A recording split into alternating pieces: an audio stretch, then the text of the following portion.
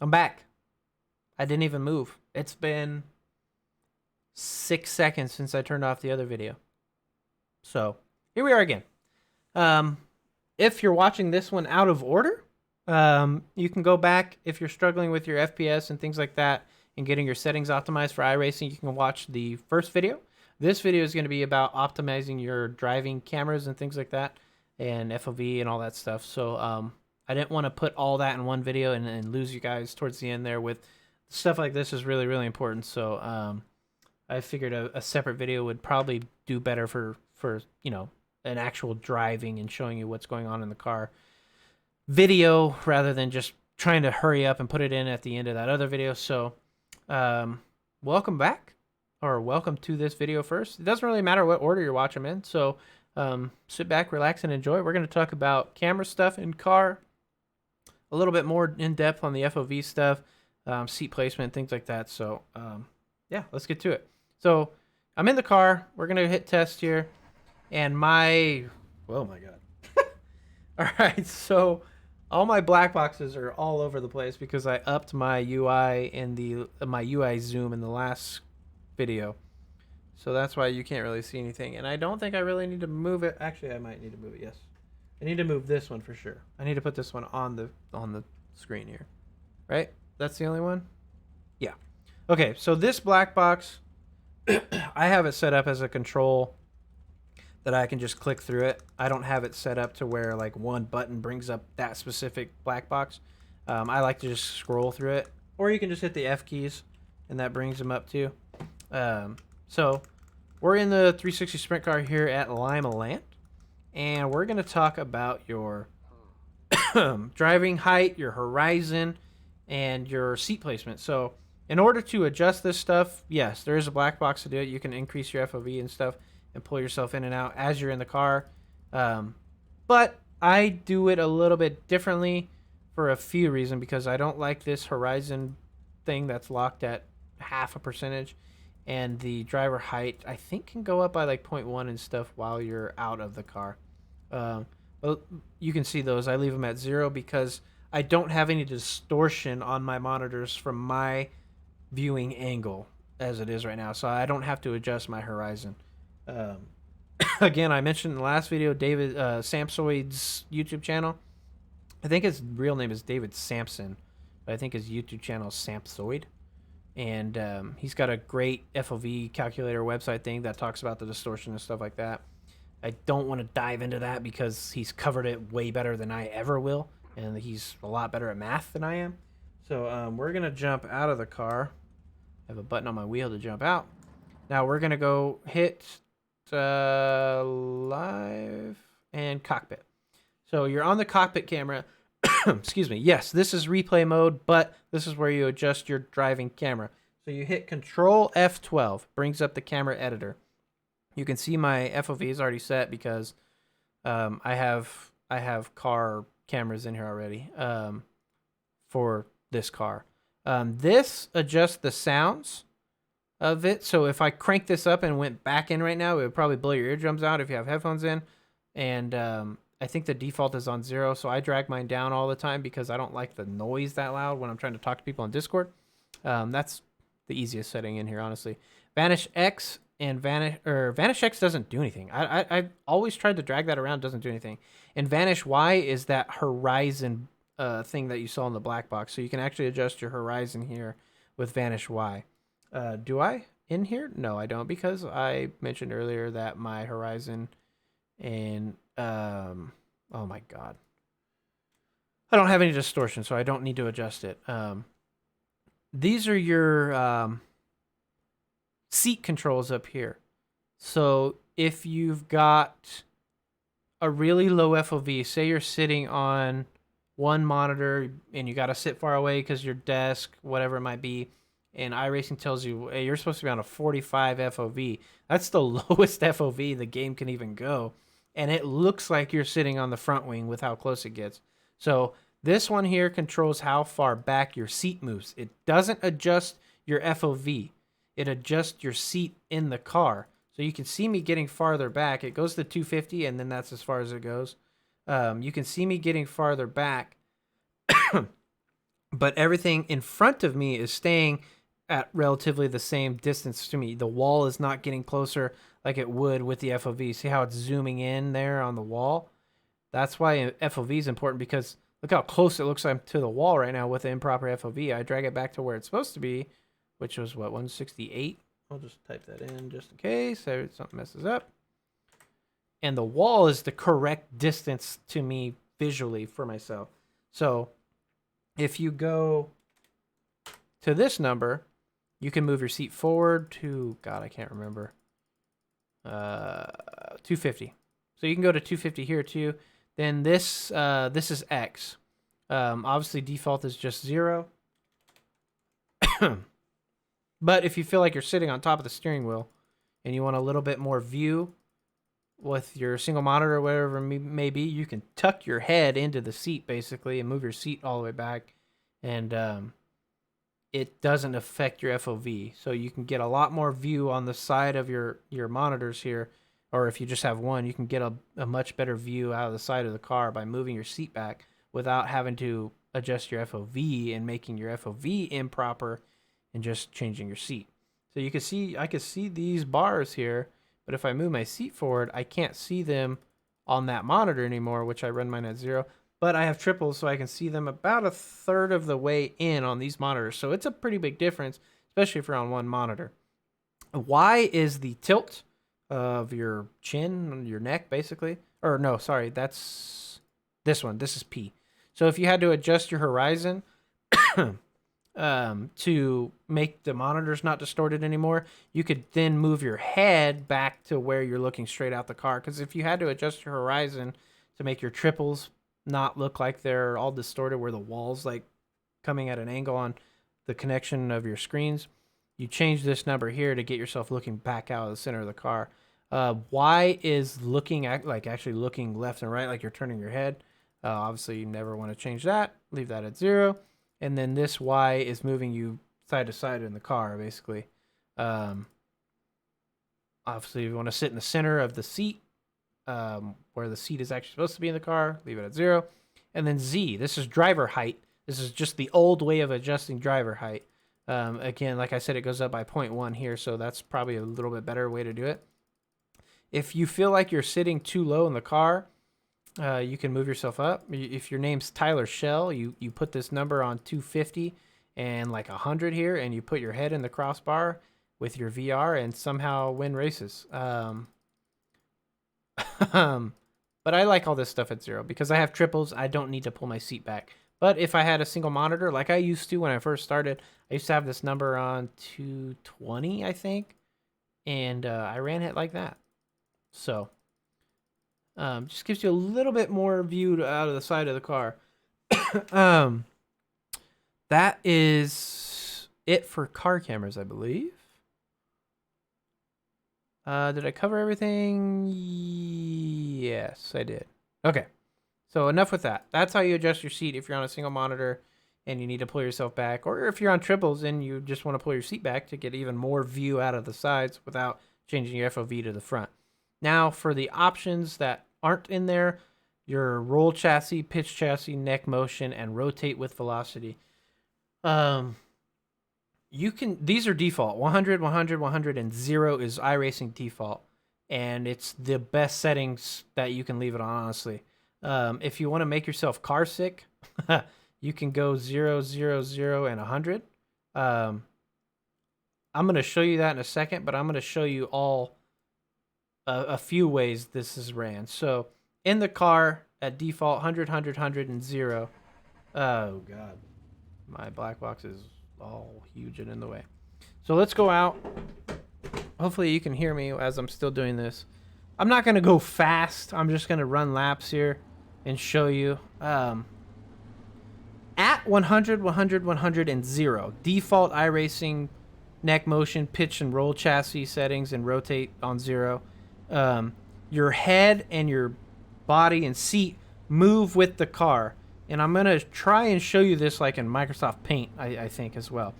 So for the first one here, Lima Land's got a little bit of banking, a little bit more in 3 and 4 than 1 and 2. So as I get up to speed, you can see as I get into the corner, I'm gonna try and do this one-handed. I'm pitching and rolling with the car in my seat as I would in real life. That's why I like leaving it on the default. If I was to change it, things get locked on the horizon and it gets really weird and I get really car sick, honestly. When all this stuff came out, which it came out a little while ago, I tried to adjust these things and it's awful. Good luck running the top on some of these settings turned off, with the way the cushion is and the banking of the track. Like it's almost impossible to run the top as the track slicks off. So I'm gonna back up here, get pointed down the banking, and I'm gonna pull up. I'm back all the way up to the wall, and hopefully the car will stay. It will. Perfect. So I'm gonna pull up paint, and I'm gonna do a really rough sketch for you guys here. So I'm not even gonna draw a sprint car. I'm just gonna draw like a regular car outline, right? Make pretend you got some wheels there, and this is your front, obviously. And you're sitting in the car. Make pretend the car is see-through. So here's your seat. You're looking out. You got your steering wheel, your arms, and your feet. Blah blah blah. Okay. Car is on a flat, no banking pit road. Okay. As the car tilts on the banking, let's undo everything. Let's draw our car like crooked now. Okay, that's not what I had in mind. Now our car's on a banking, like big Eldora banking, ripping the top, right? So your seat in your car is attached to the car, right? So your seat is at the same angle the car is, and you're looking straight out the window still. Now, when you change these numbers off of the standard default on iRacing, what iRacing does, oops, try and get that a little bit straighter. It locks your seat and your head and everything to the horizon. So you have your horizon line set and your graphics and stuff. It locks your head to the horizon, and things get in the way. It's easier to show you. So how I'm sitting now, my seat is tilted forward because I'm on a giant banking in this car that is tilted forward. So I'm looking down straight out of the car because I'm on a banking and my seat is tilted with the car. Now, if you get out of your car, now I'm going to do this really drastic. I'm just going to pull these all the way down to 0. If you get out of your car and go down to 0, 0, and 0, you start looking at the top wing. Because your head, your eye line, your eyesight is locked on the horizon and not on the seat, basically, of the car and rotating with the car. So if you go out here, you can see the car shaking all over the place and bouncing up and down in your vision and kind of making you sick, basically. As you get up on the cushion here, you can see you can't really see the track underneath you once you get on the banking, because you feel like you have to look over the car like this and try and look down because you're looking locked at the horizon here out front here instead of the car in your head and your seat rotating with the pitch of the car. So if I go over here and back up, you can already see it's doing it. This is flat ground, basically, which is normal, what we would normally see. So we're going to back up to the top of the banking, hit the wall and park it. You can't see anything. Now, when these big banking tracks, Eldora, Charlotte gets kind of wild on the cushion too, and you're bouncing around and you might get the car turned a little too sideways or whatever, and you're tilted a lot, say you want to cut down the track or something, run a cut down line. This is going to be your vision for a split second. Then it's going to go up out of the way. I'm still in reverse. Still in reverse. And then you're going to pull out and your car's like coming up into your screen. Your seat in your car acts like it never moved with the car. Your head is stuck on the horizon. Now, if you really, really want to make yourself sick,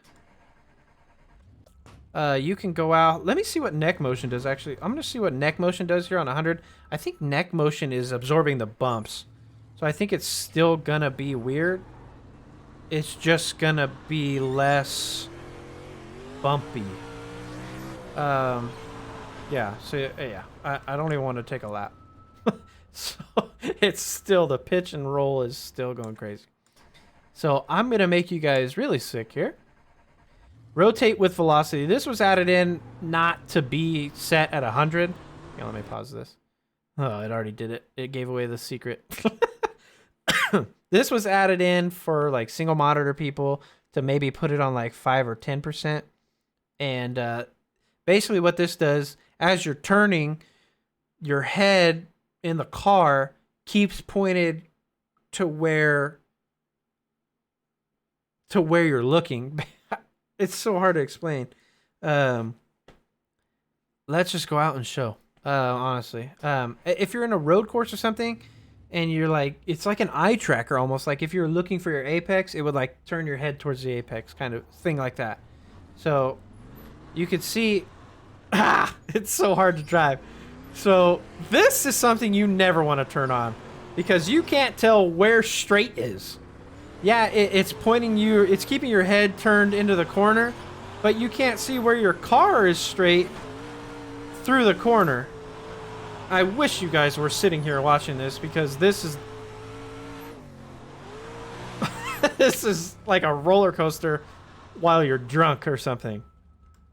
And you just can't move your head. You're just like soaking it all in. So we're just going to turn that off. And we're going to go back and show you. Default is, pun intended, 100% best way to run this. It keeps the car stable on your screen. Your seat pitches and rolls, and your head doesn't lock with the horizon. That way it locks with the car, and it you know, if you can imagine my seat like on a big cushion, it would tilt forward. It wouldn't just stay like this. You know, if I'm sitting in a car going downhill, my seat doesn't just stay sitting upright. It tilts with the car, so I can see straight out the window. But if you do it the other way, you're looking at the top wing, or if you're going uphill, if you're running a road course or something, you're going to be looking straight into your dash. You're not going to be able to see the road. So that's just a little bit of seat stuff I really wanted to talk about because, especially on dirt, if you guys want to be able to run the cushion really, really close to the wall, your eyes are so important to that. And if your eyes are deceiving you basically and making you sick, where the car's moving but your head's not, and it's like you're sitting in a ball that doesn't move but everything around you is moving, and you can't see the track underneath you where you're going, and the car is not locked. Like imagine climbing. Let me just delete all this. Let's say you're climbing a hill in your car, right? We're just going to draw a little bit easier car here. You would need to see out your windshield. So your seat, which is locked to the frame of your car, basically, you're looking out your windshield. Even though the horizon is over here, you're looking out your windshield. When you turn those 3 to 0, instead of 100%, this is the view you get. Your head is locked to the horizon. So you'd be looking down at your dash in the hood and everything would be in the way. You wouldn't be able to see where you're going. It's the same thing if you're looking downhill in a sprint car. And I'm not going to give you guys the satisfaction of trying to drive trying to drive one too. Trying to draw a sprint car. If you're pitched downhill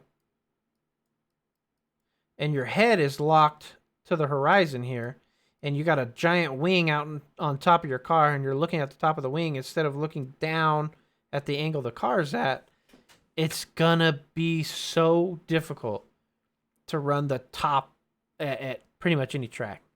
You're really hindering yourself if you change any of these things. So do yourself a favor, run 100, 100, 100, and 0.